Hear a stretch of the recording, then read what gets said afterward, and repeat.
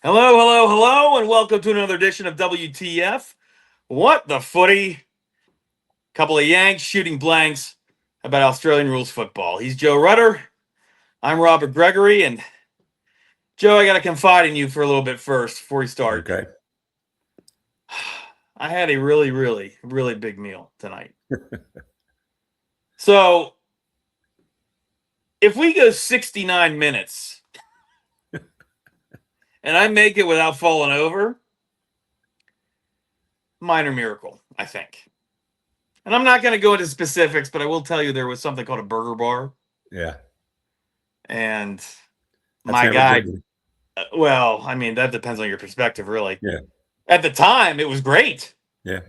My guy did not blink, though, when I said, hey, before you put that all beef patty on that bun, why don't you throw down a little bit of bacon first? And then when you put that all beef patty on there, why don't you throw on a little more bacon? You know what I mean? Mm-hmm. So, and I'm kind of like backed into my corner here. So there is no quick escape for me in case something were to happen. So just warning you, if you see the camera go head over hind parts, you'll know what's going on. Well, I thought, and our listeners will never know this, we did have technical difficulties. We got a few minutes in, had to stop, and I thought you were having an issue that caused An episode. you to go away, and I kept talking. Then all of a sudden, we got cut out. We're back again now, though. We're ready to roll. So, with all that said, with that nice little look on the inside, the little BTS, if you will, right? We got a victory song of the week, don't we? We do. And is it still the one that we talked about? Yes, it is. It is. All right. All right. I'm excited. Yes, you have every reason to be because this is a catchy tune. I originally was going to go with Adelaide after the thrilling 1-point win Adelaide had. I think it was Friday. Yeah, over Port over there, I guess. But then Oof. Richmond won. The Tigers got their first win. There are no teams. And not for nothing. Not for nothing. We kind of called that last week. Yes, we did. We had a decent. I mean, I'll tell you, not that we were shooting the moon because West Coast has just been. I mean, they're just tired. Yeah, they're a tired ball club. Yeah, they've got some issues and. Well, that gauntlet at the beginning of the season that they had to run, just kind of ridiculous. And now they're exhausted. And Richmond caught them. Yeah, Richmond caught him at a good time. Richmond does play Essendon in 2 weeks. I thought about delaying until then. There is no guarantee we'll have Richmond win again. I wanted to give Adelaide its due, but we'll push Adelaide back. I'm sure Adelaide will have. I think Adelaide's gonna have its due enough. Yeah, I think we'll have plenty of chances to play. Yeah, the rest of the season. Richmond, in honor of Richmond's first win, the Tigers. Yeah, let's hear it. Song of the week.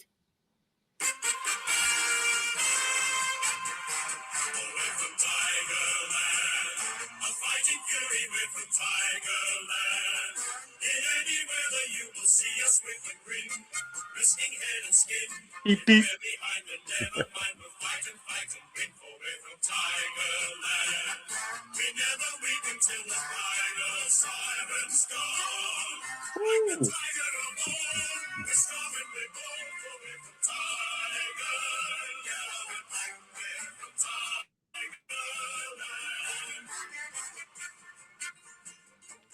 Hey, I like that. Yeah. That's peppy. It's got some barbershop quartet to it. Yeah, you got some banjo, some trumpets. Seems like a lot of these songs have the trumpets in it. You know what it doesn't have that I like. Yes, it doesn't have like that repeat verse. Yes, the fight, win, win, win. Yeah. And it's based on an old song. I was going to ask you that. I was going to ask you if it was an original or not, because chances are called "Row, Row, Row," not to be confused with "Row, Row, Row Your Boat." I listened to it today to try to see the difference. I didn't see any similarities too much between that and the Richmond song. Yeah, but I must say Richmond was pretty catchy, and I like it. When later in the year when we dwindle down to our favorite songs, I might keep this one in the top 5. Well, and that'll be a thing, especially if that's the only win that Richmond has this year. Yeah, they may which not is take it. is not that's. I mean, that's a distinct possibility, That right? is I true. mean, they are not very good, but like you just got done saying, I feel like they caught West Coast at the right time. I mean, had they caught West Coast like week 2, week 3, the Eagles probably win by what, 15, 20 points? Oh, easily. Yeah. They West had Coast gas is in the good. tank. Yeah. But I mean, this is a team that's already played Sydney. It's already played Gold Coast. I think it's already played Frio. I mean, Mhm. their strength of schedule has to be the toughest in the league so far. I would think And so. yeah, and then Richmond comes up and catches them, and it's no real wonder why. No, not at all. And I think West Coast. I still I mean, I know they've had some injuries too, but West Coast has done Yeah, enough early that I was impressed with them. Um, you know, better than they were last year. But now like you said, it is catching up to them. So it's tough. And then like we would start to talk about, speaking of winning songs, theme songs. I yeah. watched the end of the opener over the Thursday where it was a tie, and Colling, it's been Collingwood and Hawthorn. Collingwood and Hawthorn. No song played after the match ended. Nobody going into their locker room, gathering in a circle and singing. Players kind of didn't really know what to do, just hung around on the field and That had to have shook been hands. awkward. And it was they were all kind of somber looking.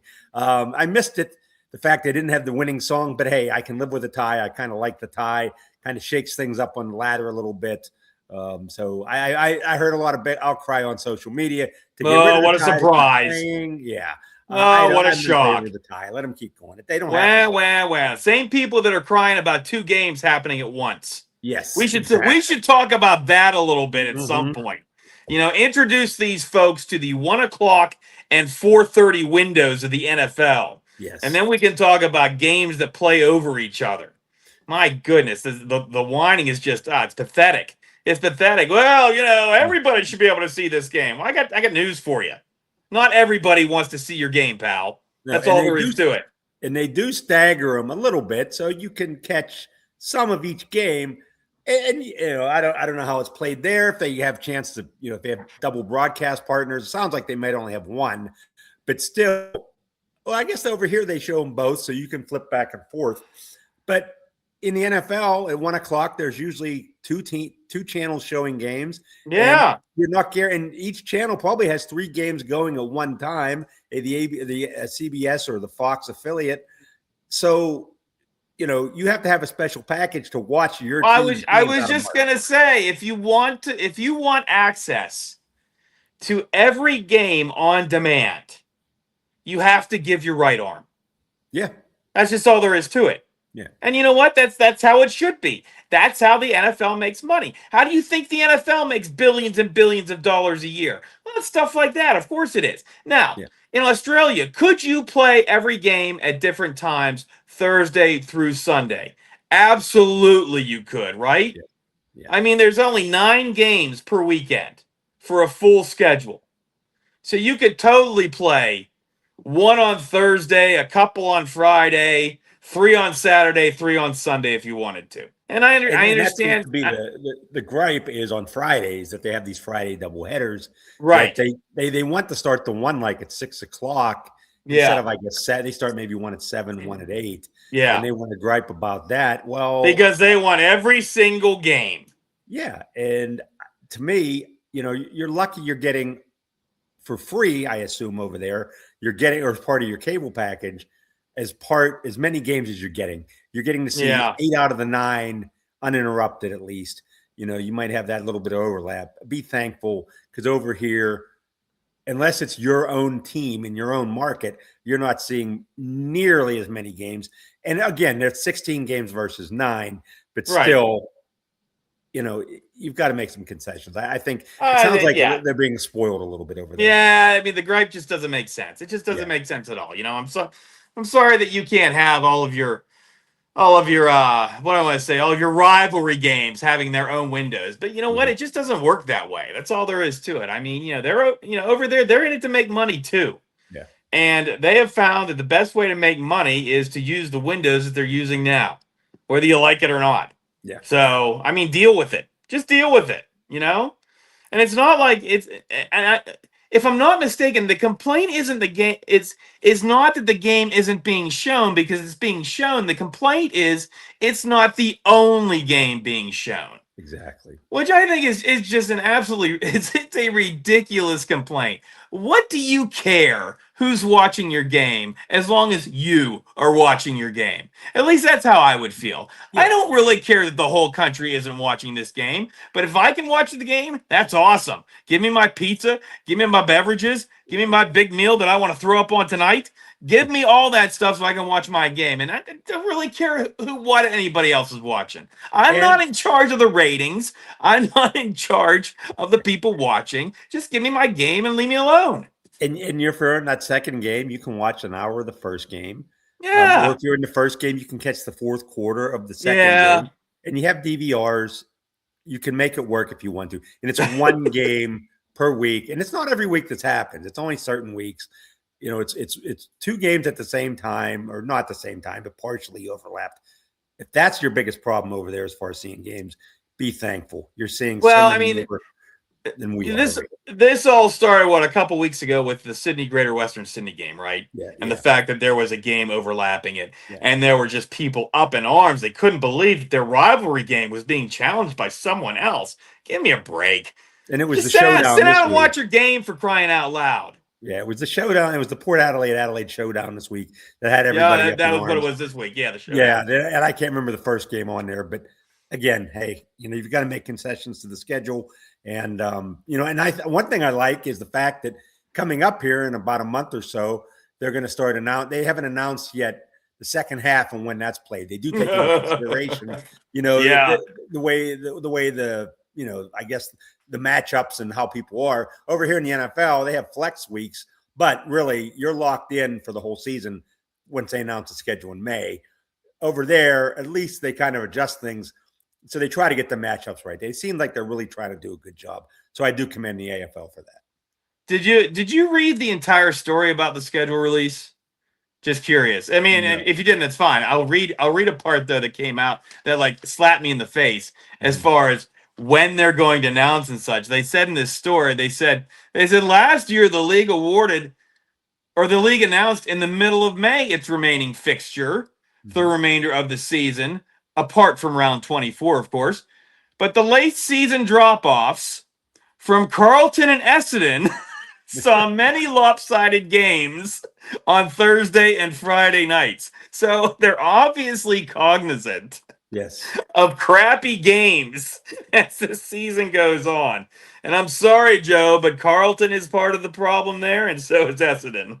Yes, it is. And Carlton being the blue blood and having a lot of fans, prime matchups, whether they're deserving or not. And I'm more than content to see them play in an afternoon, which means a late night start over here, so I can actually watch it live instead of getting up at 5:30 in the morning or 1:15 or something. So go ahead and stick them to the first game on a Friday night / Saturday morning. I'm more than happy with that. Yeah, and that was the gist of the story. Was that be prepared to watch the Swans a lot in prime time for the second half of the season, because it's no surprise, it's no secret the role that the Swans are on. Another win this week over my Melbourne D's, who put up a pretty game fight, but still could not topple the Swans, who still at the top of the ladder. So that's what's going on with the schedule, and that's what's going on with people complaining about these overlap games. Like I said, Joe and I are just like, you know what? There are plenty of games that I would rather watch than what the networks have. And I can do that if I give my right arm. Yes. But I'm not willing to do that. So I make do. And with only 9 games over a weekend, I don't know. I think it's there's a lot, and you know what? And it's social media too. I understand that too. Social media is the biggest complainer of them all, no matter what. Doesn't have to make sense. Doesn't have to ring true to people. It doesn't have to do anything like that. But it's social media, so they're going to complain. But this complaint about these overlap games, that borders on ludicrous. Yeah, it really does. It's a lot of hot air, and they could find other subjects, which I'm sure we'll get into, worth griping about more than that. I was going to say, we could talk about other ridiculous things. You want to talk about whiteboard gate, as you call it? There we go. Speaking of ridiculous, let's get on with that. And I don't know. I don't know. I was going to say, do you want to get into it, or do you want me to get into it? Go right ahead, because I don't know if you know the latest nugget I saw today that made me laugh like crazy. Go ahead. Well, the bones of it is that right before, which game was it? Essendon, Brisbane. Yeah. Right before the game, a photo leaked from the Brisbane locker room of a whiteboard that was basically their scouting report on Essendon. Yes. Which is fine. I assume every team does it, right? I would think so. But there were a couple items that drew some hmms, from people. One was Essendon Zach Merritt was labeled as a selfish player in the scouting report. Ben McKay was low confidence on the scouting report. So this thing gets leaked. Yes, and his positives were nothing. There was nothing listed for a positive for him, which is just as damning. But so this gets leaked. What is it? Taken a few days earlier when fans were allowed to tour the facility. Oh, so let's get into my WTFs right now, right? Yeah. I mean, how is this allowed? How is this even? How do you even begin to allow fans into the locker room looking at the scouting report? Yeah, why don't you have that covered up? That would be like the Steelers having a tour of their facility during draft week and not covering up their draft board and who they liked on it, or even during the season, having their scouting reports up in the facility where you could see what they think of the strengths and minuses of their opponent that week. That should never have been made available to fans. And the thing that I found, and I like the guy, I like the coach, Chris Fagan, for him to come out and pretty much blame the fans for leaking this and say, how dare they? Well, he should never have had that. They should never have had that available. I mean, it's really hard to argue with a two-time premiership coach. Mm-hmm. But he came out and said that this was private information. Well, Coach, I got news for you. It wasn't private. It was right there for anybody to take a picture of. Exactly. It wasn't like they broke into the office and snuck in and snapped pictures. Yeah. This wasn't like a Watergate situation. I mean, you let people come through your locker room. Now, Coach says, the photo was illegally taken. I can understand where they tell, people on the tours, listen, no photos. Are you really going to believe that, though? No. I mean, are you really going to take that as a credible reason why the Lions should not be at fault here? Yeah, you don't have that out for people to see. You cover it up. You erase it. It's a whiteboard. You can easily just take an eraser and go, and there it's gone. Nobody sees it. I don't think you probably just could have turned it around to the wall. Exactly. You could, because it's not like these people on the tour, whoever these people were, it's not like they're going to start poking around, right? No, at least you would think they're being chaperoned a little bit, right? It just and it's just gotten crazy. Now, my nugget for you is, I don't know if you saw this today, but are you familiar what was written about Jackson Pryor? No. Okay. Did not catch this, was not aware of this, had to go back and look at it again closely. Jackson Pryor, as a positive, it said Bronte, Bronte. To me, that means nothing. To you, that means nothing. Yeah. But in Australia, he is dating a supermodel. Her name is Bronte. That's her first name. So it was insinuated that old Jackson Pryor here is out kicking his coverage. And that was his positive, is his hot girlfriend that's a supermodel. You know what? I'd take that. Yeah, exactly. Write that all over my scouting report. I'll take it. Exactly. Well, the female journalists over there are not happy about this. And they said, yeah, okay, sure. It's, boys being boys, having fun at each other's expense. But, again. It's so stupid. That is so stupid. And I don't remember it's stupid the attention this has gotten. You know, it's a scouting report. What did you expect it to say? Yeah. It's going to have pros and cons. It's going to have good and bad. You want to hear our scouting report? Here's our scouting report. North Melbourne sucks. Okay? That's my scouting report for North Melbourne. Owes me money. Okay, I want to see them. I want to see their teeth kicked in every week, including this past week. Made me kind of happy. That's my scouting report. You think I My want to be ashamed of that? No, I've my been saying scouting it for report. weeks. My scouting report was the whiteboard somebody posted on social media that I saw on Twitter. I can't take credit for this, but it cracked me up. Was Carlton? It just listed Carlton, who actually plays Brisbane this week. Yeah. Positives, first half. Negatives, second half. All you need to say. It's WTF to the max. It really is. This is why this show exists, for stupid stuff like this. Okay, this goes beyond voicemails, and this goes beyond homophobic slurs, which we had another instance of this week, by the way. I missed that one. So maybe the what was his name? Will Houghton, the fired head of the appeals process. Maybe he shouldn't have said what he said, but maybe that is the prevailing feeling with some of these athletes. Brisbane's Kobe Evans. He was drafted 35th overall last year. Mm-hmm. He let one loose. Is he with Brisbane or is he with their VFL team? He's with their VFL team. Okay. In a game against, let's see, Coburg. And to his credit, but he knew he was wrong. He has apologized over and over and over again. Apparently, he apologized on the field. He apologized after the game. Mm-hmm. He has had apologies all over the place. But it's just the latest example of a really kind of disturbing trend among behavior on the pitch. Yeah, it's society standards are different all over the place. Maybe they're relaxed over in Australia. I know we talked last week when I was at the NFL Draft. I met some Australian, I guess they're journalists. They were there, 4 guys covering draft. They use the F word like we use the word the. It's just a part of their language. It comes out and all the time. And I was, it didn't bother me, but it just was surprising the amount of times they used it. Now over there, maybe they're used to saying those things a little more freely than we are. I would like to think not, but again, that's something you cannot say to another player, opposing player on the pitch.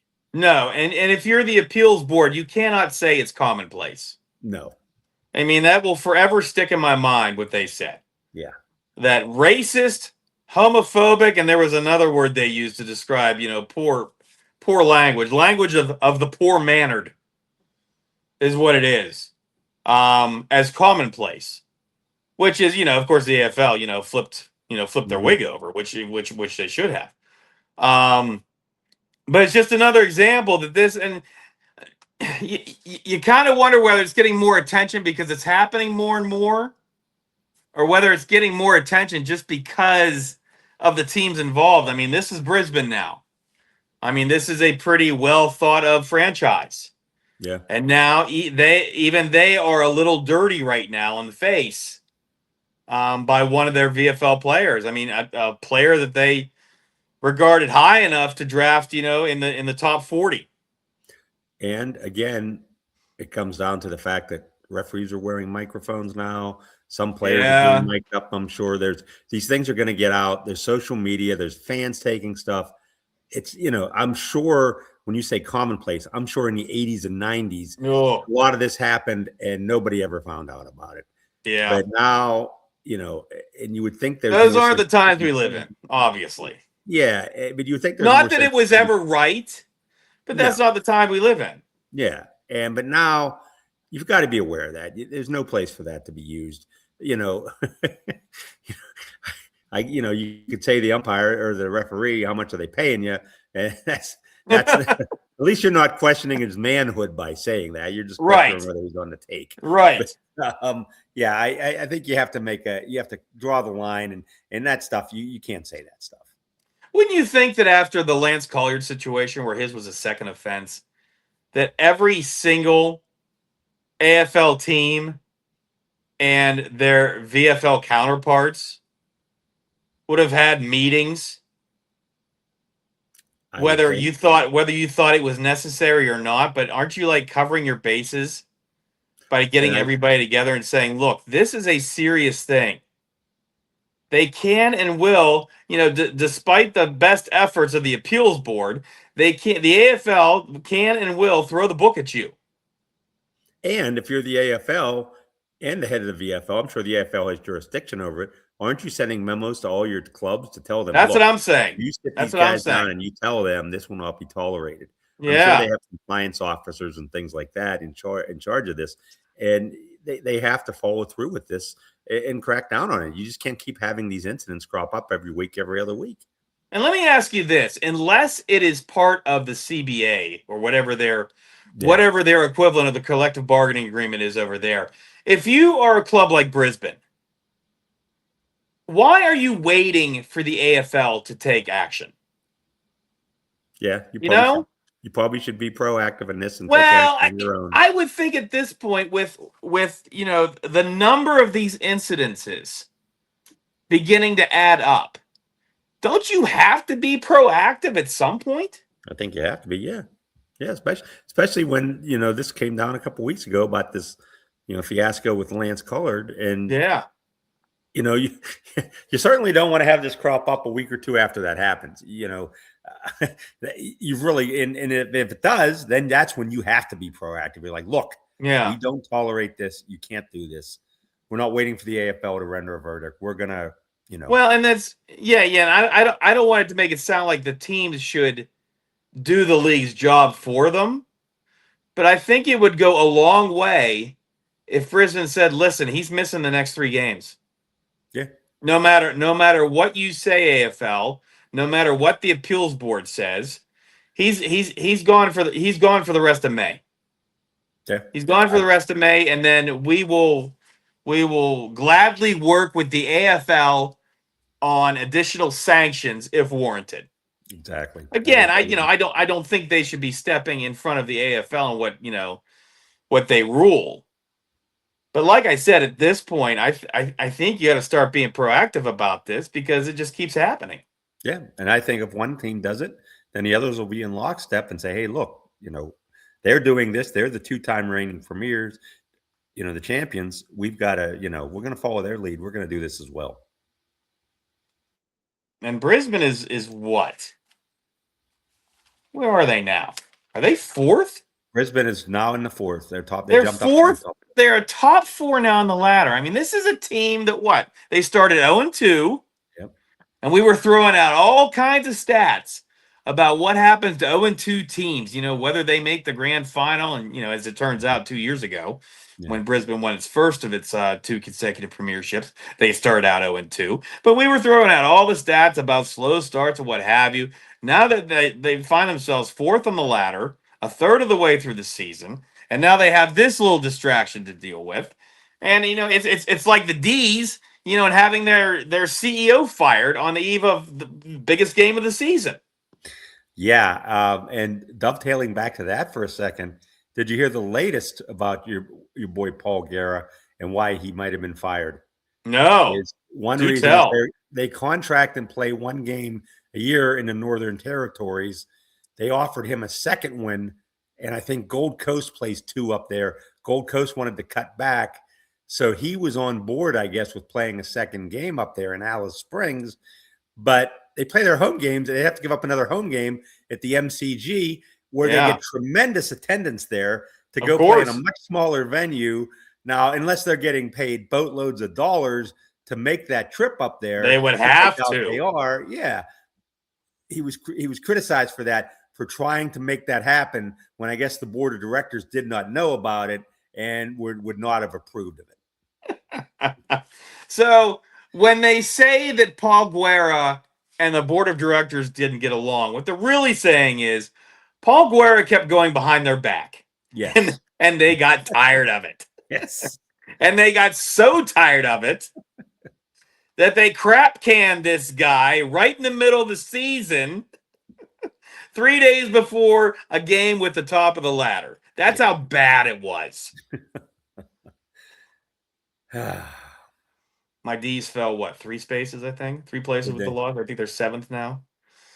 But again, a good showing. A good showing from my D's. We'll talk about all this. Fall a long way to get to Carlton, though, which despite its 6-game losing streak, still 16th on the ladder. You know, yeah, they're getting because their percentage is so strong right now. with the other two, I keep waiting any week now for Essendon and Richmond to catch them, to climb over them. But they're still sliding in there at 16, and Michael Voss is still in limbo. And is he? Because I heard that he was given the vote of confidence for the rest of the season. Now that wasn't nailed. That wasn't nailed down, but that was the prevailing thought after the loss this past week. Did you hear anything about that? That he had been given the blessing for the rest of the season? I did not hear that. I did see a report. One guy was offering his opinions. He offered 4 options. One is do nothing, let him finish out the season, which he didn't think was viable. And I don't really think it's viable with the way this team is playing. The other was to say, yeah, you're going to be fired, but we're going to let you finish the season. Well, if you're going to fire him, you fire him. You don't just get rid of him.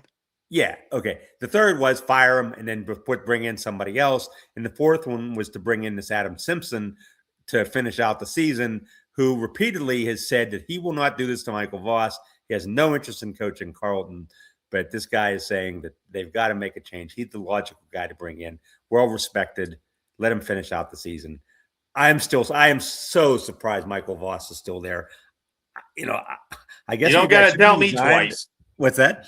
You don't got to tell me twice. Yeah, and maybe I'm resigned. I should resign myself to the fact he will be there the rest of the year. But how many second half leads are you going to blow before you just finally say, look, we've got to shake some things up here? They've already shoved George Hewitt down into the VFL to purgatory, haven't brought him back. Patrick Cripps is being criticized left and right for his captaincy, and they think his play's slowed down. It's just, Jacob Wiedering, they've said he's lost a step, not playing as well on defense. They've got to make some they just find scapegoat after scapegoat after scapegoat. Yeah. When the problem is right there in front of your face. Yeah, and could it be financial that they don't want to pay somebody else a little bit of money for a half a season? I don't get it. 21 times since the start of last season, they have either led at the half or led in the second half. 21 times. And Joe, how many of those games have they lost? 11. 11. They are 10-11 in those games, including this past weekend, correct? Yes, they've lost. Did they not have the lead in the third quarter? Yes, they had against St. Kilda. Yep, they did, and it was it's 5 times so far out of their 7 losses this year. They've had a lead at halftime. In some cases, a sizable lead. At one point, a 43-1 lead over who, and lost that game. But they've had 11 losses like that in the past year and 8 weeks, and nobody else has more than 7. That's West Coast. And that's West Coast. Yes. And the other ones, I don't know. Do you want to be in the same conversation as West Coast for anything? No, you shouldn't be at this point. No. I mean, Richmond's not even in that. Essendon's not even in that. And for Carlton to be there, it's just, am I going to have to? I know they're going to get bludgeoned this week by Brisbane. I haven't looked that far in the schedule to see if they have a winnable game coming. Well, they'll be up in the third quarter, though. You can bet your butt on that. Well, they do play Richmond again, so I'm wondering if they complete the sweep here toward the end of June. I think when they get their rematch. It's bad. I just, like I said, I heard reports that Voss had been given his blessing, which at this point, given the fact that they've lost, 6 in a row now? Yeah. Is that what it is? They're 1-6. They're 1-6, right? 1-7. They've lost. They're 1-7. So they've lost 6 in a row. Yeah. And 5 of those losses, they've been up in the second half. Well, yeah, that counts the first game against. Okay. Yeah. But point being, yes, right.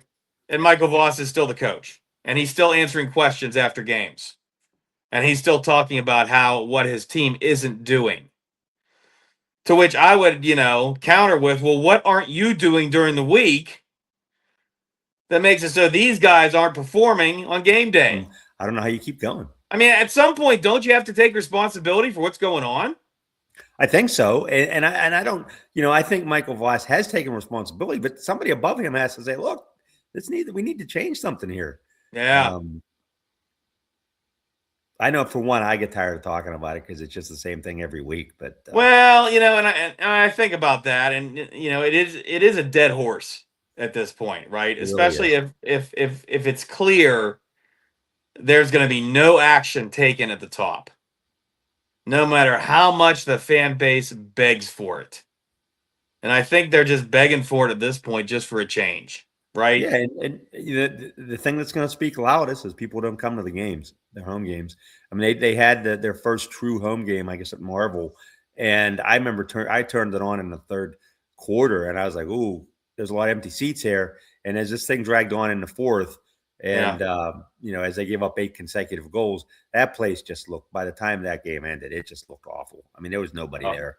They just all they had. That's a shame. Yeah, that's a shame.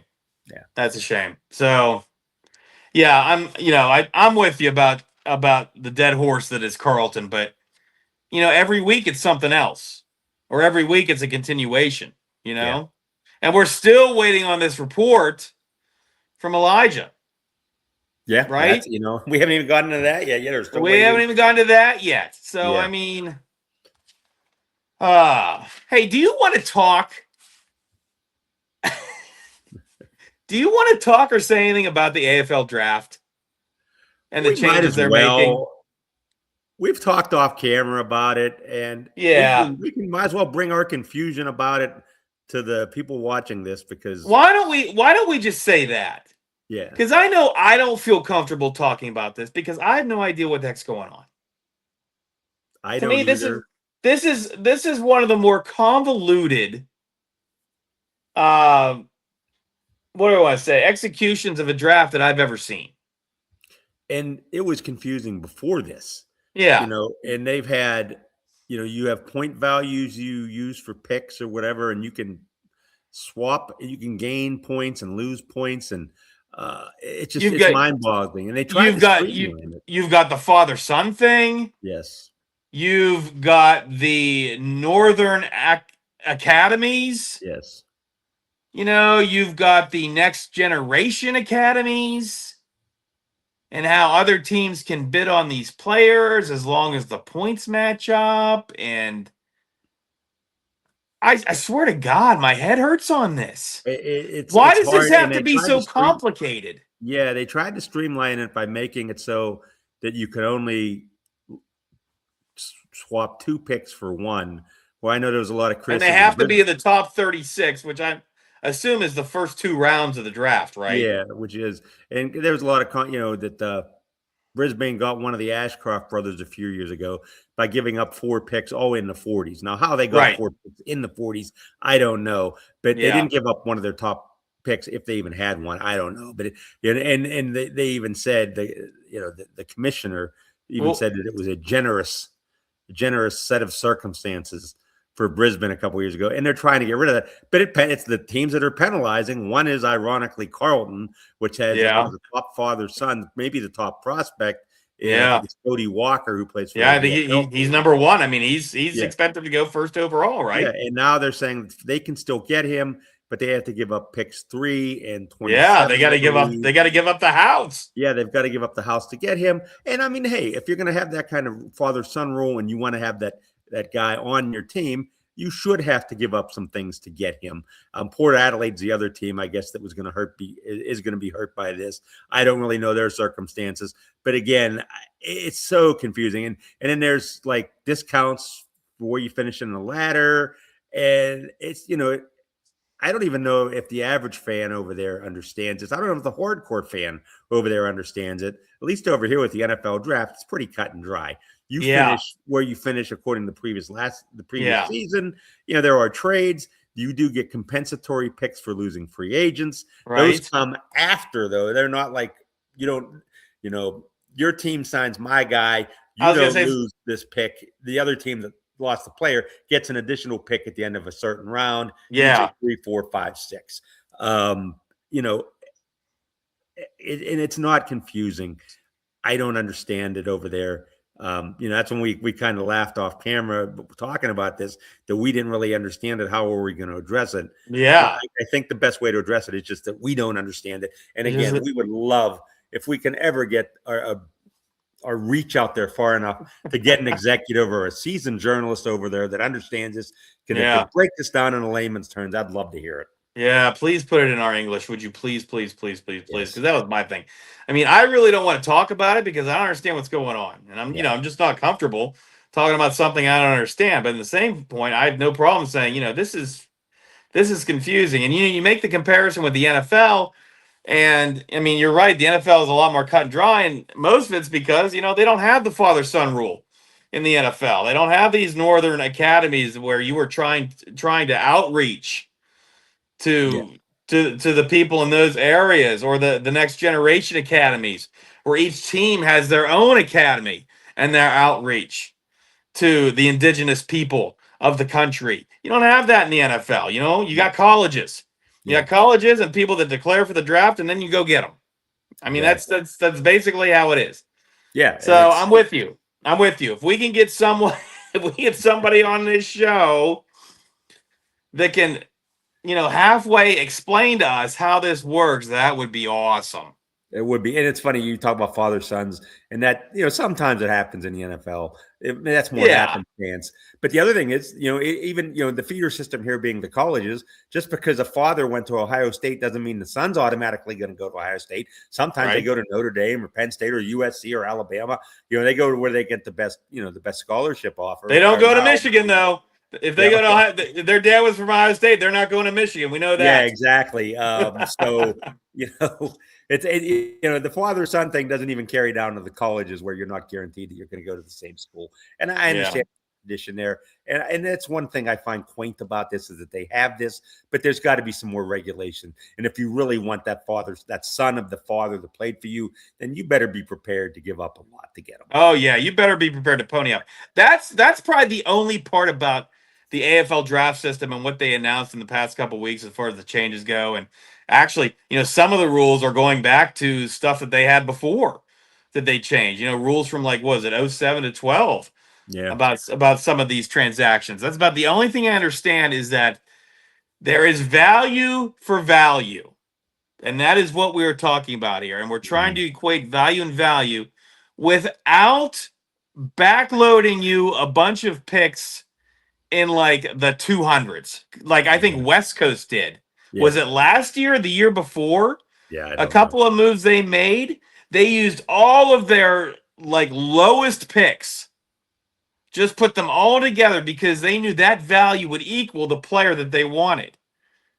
And of course, there was an outcry there saying, I mean, you're just pretty much cherry picking. I mean, you're not paying fair market value for this player that you want, which is, you know, what the league is trying to address with this, you know, with this rule that you can only pay with 2 picks and they have to be in the first 2 rounds if you want a first rounder from somebody, which makes sense. So I kind of get that.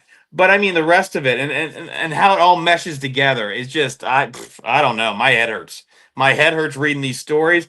They published a primer about this that was supposed to, you know, it gave real world examples of the new rules, and it was supposed to help. And I'll tell you what, I read it 4 or 5 times. I am nowhere closer to being found on this issue than I was before I read this thing. So. Yeah, and say, you know, I mean, Carlton's affected by this, but say Carlton was like Brisbane right now, coming off 2 consecutive championships.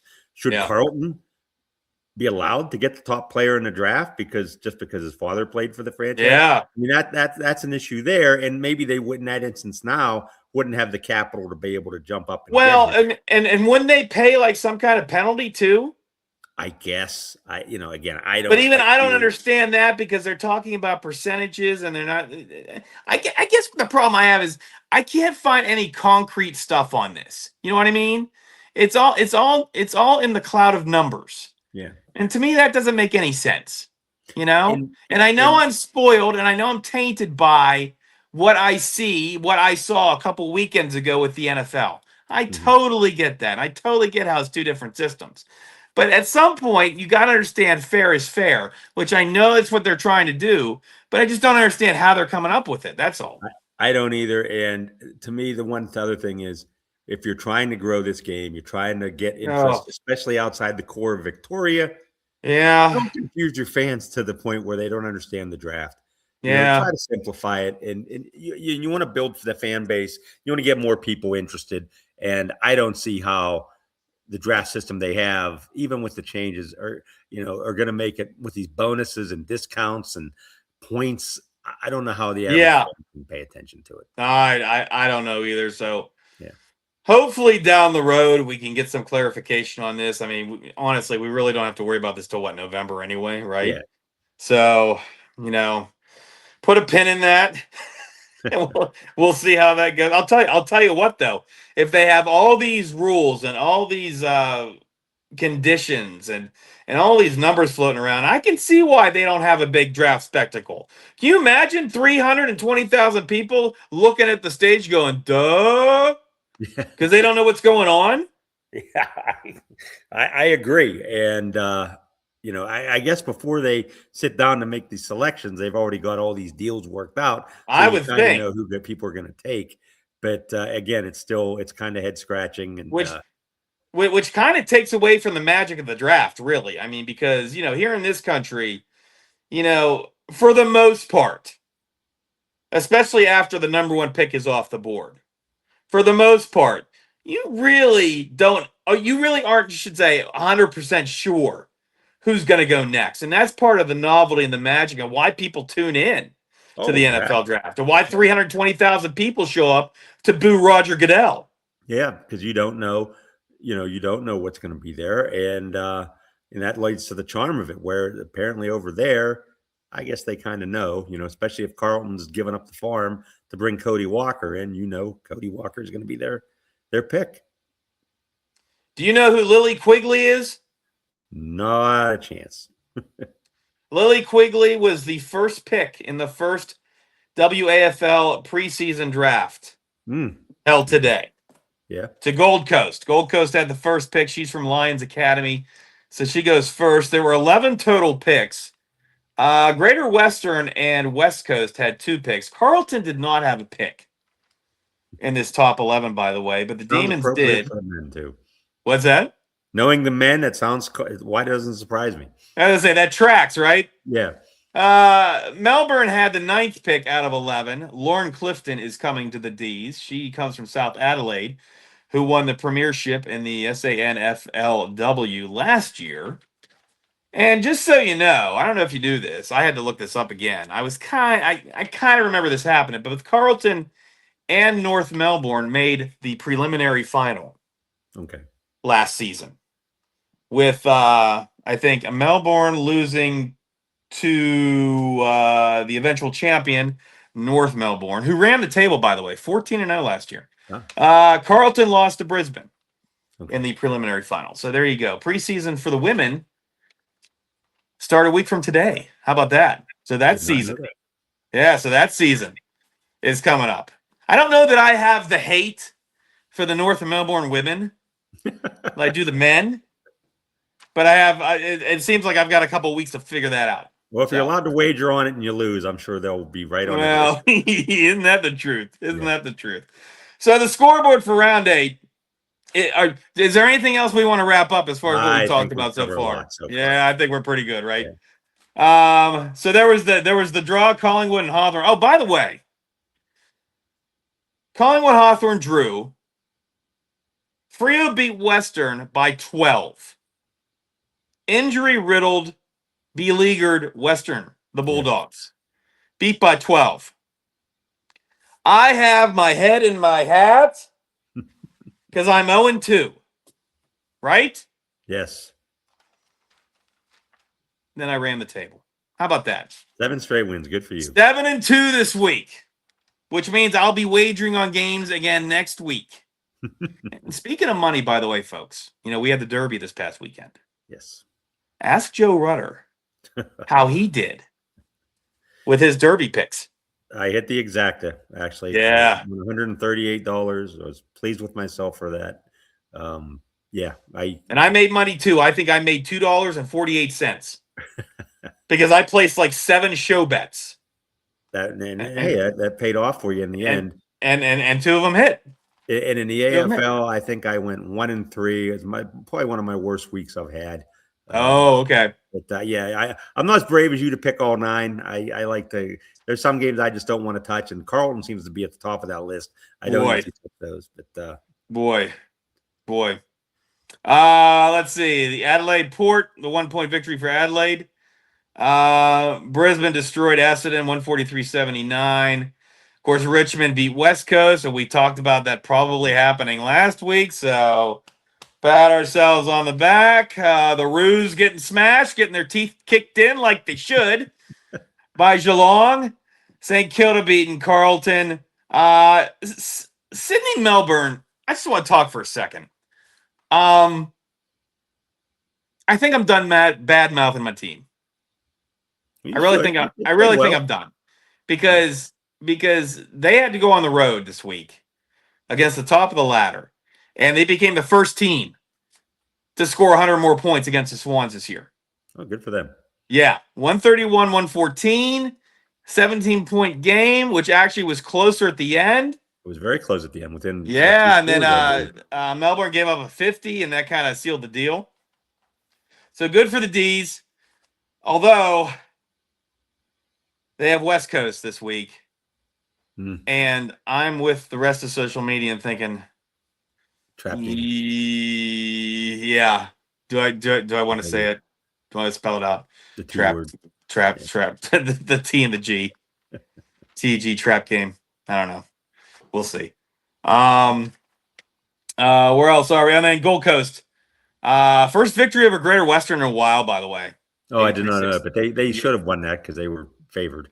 Yeah. 83-63. Sydney Freo, top of the ladder with 28 points. Hawthorn 26 by virtue of their draw against Collingwood, who, by the way, needed some points out of that. So, I mean, I'm pretty sure they're happy with that draw. I think so, too. Yeah. Brisbane, Gold Coast, Geelong, Melbourne have 20 points, 5 victories each. That's the top 7. It would be Melbourne, North Melbourne in the wild card round. Collingwood, St. Kilda, 8-9. Adelaide, the Bulldogs are still percentage points out of a playoff spot. We'll see how long that. Surprising because they were the top team last year going into. Yeah. So we'll see how long that lasts.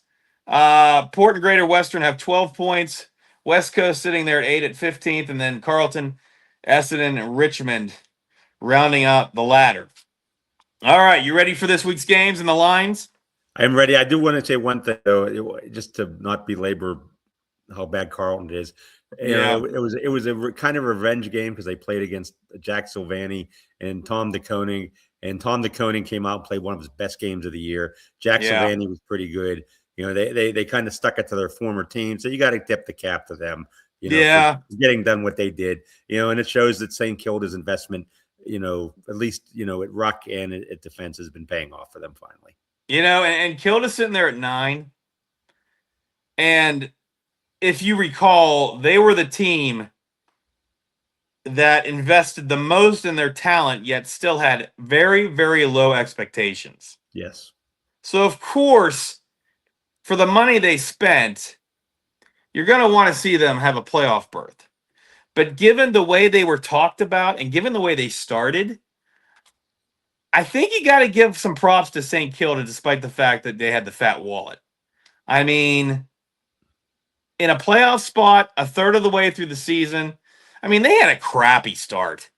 They did. They had a really horrible start. It was like the expectations were just weighing down on them. You know what I mean? And I feel like in the last couple weeks, they've just kind of said the heck with it, right? Yeah. And kind of got it off their shoulders. Now we'll see what happens in the next couple weeks because I think they got a couple tough games coming up. So, but Kilda at 9, I think they're okay for now. I think they're okay. Yeah, I think they're okay for being a third of the way through the season. In about a month, though, we're going to be halfway through. And I don't know. I think we should give some midseason grades and we should ask some questions. I think so, too. about these teams. All right, round 9 coming up. Starting off Thursday, Hawthorne is at Frio, and Fremantle is a 3.5-point favorite. That's going to be a good one. That's going to be that's game of the week, right? That's game of the week. 2 against 3. That's game of the week. That's the one that's off their Thursday night game there, right? So that's exactly. They put that game in that slot. I mean, I'm right now. I like Hawthorne. I've liked watching Hawthorne the way they played. Although Frio, I don't know. I'd still go with Hawthorne. I mean, 3.5 is kind of a toss-up, right? It really is. Yeah. And they're basically giving, this game at Optus. They're basically giving Frio the home field advantage with the line. So I mean, really, we're talking what? It's a pretty much a pick'em game, right? Yeah. Yeah. Okay. Friday we start with Brisbane Carlton. The Lions 42.5-point favorites. Yeah. I mean, these lines with Carlton now are starting to get into like West Coast area and really Essendon area. You know what I mean? And the thing about it is, I don't know. Now, I realize Brisbane is a better team than what maybe Carlton has seen in the last couple of weeks. I get that. But for a team that always seems to have the lead in the third quarter, 42.5 seems steep to me. Well, I'm thinking this is one of those games they're not going to have the lead in the third quarter. It wouldn't surprise me if they don't lose by at least 50. I gotcha. Also Friday, Western is at Port Adelaide, and the Bulldogs are 1.5 favorites.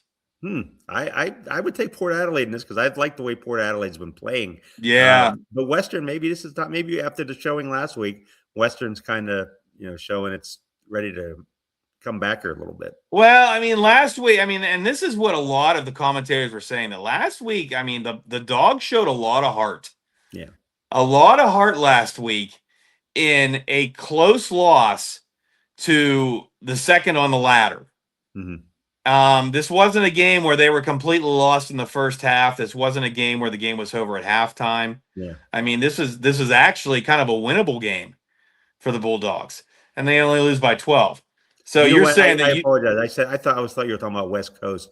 It's Western. Okay, yeah, that makes a little more sense. And I would maybe take Western, even though I like the way Port Adelaide's playing. Western did show a lot of heart in that. They showed a lot. Now, can they keep showing heart? Because I feel like that's the best they can do right now with all the injuries they have.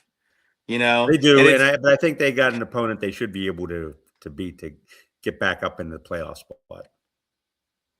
Sydney comes down the coast to take on North Melbourne. 25.5-point favorites are the Swans. I think that's a coverable game for the Swans. I think so too. I'm with you there. You know what? I gotta start posting my picks on the old X account. Yeah. So everybody can see how bad I do. Where was I? Okay, now Saturday. We're on to Saturday now. Essendon and goes up the coast to Greater Western Sydney, and the Giants are 45.5-point favorites. 45.5-point favorites for Greater against Western? The Bombers. Yeah. Wow, I would be very tempted to take the Bombers and the points. Now the Bombers got smoked last week after being close. Yeah. They beat Melbourne, and they had 2 close losses after that. Yeah. And then everybody thought, ooh, the Bombers, maybe they're showing the heart that the Bulldogs are, right? And then they just get absolutely smoked last week. Greater Western just hasn't shown me enough, though. Really, they're a tough team to watch. I think Essendon should be able to cover that. Okay, all right. You think they can cover the 45.5? All right. St. Kilda goes to Gold Coast, and the Gold Coast Suns. 15.5-point favorites against St. Kilda on the road. Yeah, I think. I mean, if Gold Coast is playing well, tracking, and Christian Petracca plays his part, that's a game they should win. And I would think they could give up the 15.5. I think they should cover that. Yeah. I feel like, it could be matchups, but I feel like the Gold Coast pre-Petracca injury is not the same as Gold Coast post-Petracca return. I just feel like they're not hitting on all cylinders like They're they were not. at the beginning of Yeah, the they're season. not hitting on all cylinders yet. Yeah. But I think they'll get there. Collingwood, Geelong, and the Cats are 12.5-point favorites, which I don't think is that much. No, I don't think it's that much either. In Collingwood, 2-goal game. You don't. If Collingwood plays like it did against Hawthorn, they're going to give them a heck of a fight. I was going to say, I think the plus 12.5 for those guys is pretty it's doable. Pretty doable. Absolutely. Yeah. Last game on Saturday is West Coast against Melbourne at Marvel, and the D's are 42.5-point favorites in their latest trap game. And this is a home game for Melbourne. Is that true or no? Yeah. It's at Marvel. Docklands, as they like to call it. At this point, I would think they could win by 42.5. That's a tough one though. But I could see, I can make a strong case either way. But I think, just because West Coast just has not been playing well. Well, they're out of gas. They're on the road. Yeah. The only thing is just, I don't know. Melbourne, even in last week's loss against Sydney, Melbourne played very well. They were doing the things they have been doing that have made them successful this year. Mm-hmm. Okay, they continue doing those things against a superior squad. Let's face it. Are there going to be a lot of teams that challenge Sydney at this point? Probably not, right? Yeah. So, other than Melbourne falling asleep for a half like they did against Essendon, you would think that they would cover 42.5 points against West Coast. They should. But, maybe they still reeling from all this CEO stuff. I don't think that really affects the players that much. But, I think it was welcome that they were playing Sydney last week. I think it forced them to focus. Yeah. If they were playing somebody, well, I should say they were playing Essendon because, they lost. If they were playing somebody that was, let's say, out of the playoff picture right now, yes, I don't think they would have had near the focus. I think I wasn't going to say it. Hey, dead horse. That's right. But had they been playing somebody that right now is out of the playoff picture, out of the top 10, I don't think they would have had the focus. I think maybe the Paul Guerra thing would have worn on them a little bit, and I think that game would have been tougher, if not a loss. So I'm kind of hoping that they're riding this wave of focus that they have, because West Coast is not a team that really demands focus like a Sydney does. True. So I'm hoping they look at West Coast and see Sydney instead. 42.5, though, that does kind of even things up. That's for sure. Sunday, final game of the weekend is Adelaide traveling to Richmond at the MCG. And the Tigers are 35.5-point dogs. You said you liked what you saw from Port. Did you like what you saw from Adelaide? Yeah, I did. The way they come back and won that game, it was impressive. Richmond getting the win, and I think they can keep it closer than 35. Isn't that what you said, 35.5? Yeah. 35.5. Yeah, I think they can keep it closer than that. Adelaide's just a team that's been confounding me because, the way they were at the top of the ladder going into the playoffs last year and then just being bounced by, 2 quick defeats. Yeah. Isaac Rankin, the minor premiers.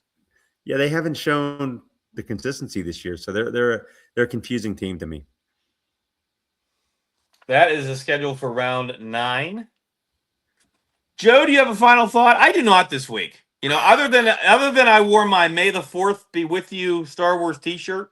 There you go. I want to show off because, May the 4th is a global phenomenon. Yes. For Star Wars.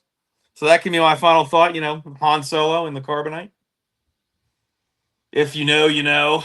If you know, you know. The only thing I would say is that, the AFL, for all the criticism they've taken over the schedule, They've got Frio and Hawthorne this week to kick things off.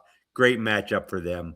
To also tie back into your Star Wars Day theme, I sent you the clip today of Oh yes, Kazi yes, yes. Pickett. Which is why I put the shirt on. Please explain. Please describe. Yes, Kazi Pickett.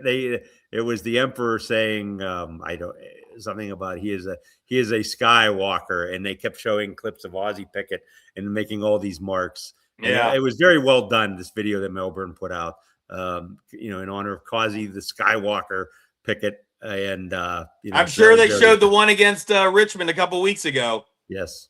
The throwaway mark, the mark that happened, with less than a minute to go. Yet he was still what is he, 5'10", 5'9", throwing his frame up in the air like that? Crazy. Yeah. We had a late fade there, so I missed what the end of what you said. But no, I was just talking about Causey being short. Yes. And still getting up for marks. Yes, he is. Getting up for marks in a game that was well decided, and there was only a minute left. Yeah. And he's still burning at both ends. So, and you know what? They're going to need that kind of effort from him the rest of the year if they're going to be successful. I mean, that's all there is to it. Yeah. I mean, they're getting contributions all over the field, but they go as Causey goes right now, which is probably how it should be because he is the most dangerous player on that team. He's a dynamic player to watch. In fact, he was at the top of the one poll I saw where he was the most dynamic or interesting player to watch in the AFL, and that was I can't argue with that. Yeah. Cannot argue. Yeah. With that. Who would is there anybody close on Carlton to being Causey Pickett? Not at this point. Not that I've seen. They've got a bunch of average players. They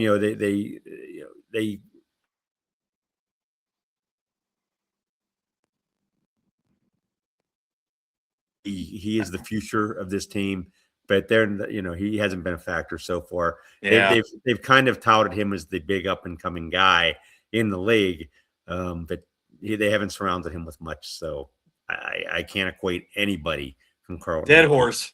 Close, yeah. Dead horse. What can I tell you?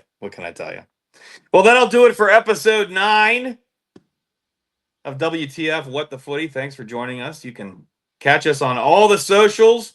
Probably looking at us on YouTube at WTF What the Footy. We're on Twitter X, WTF What the Footy.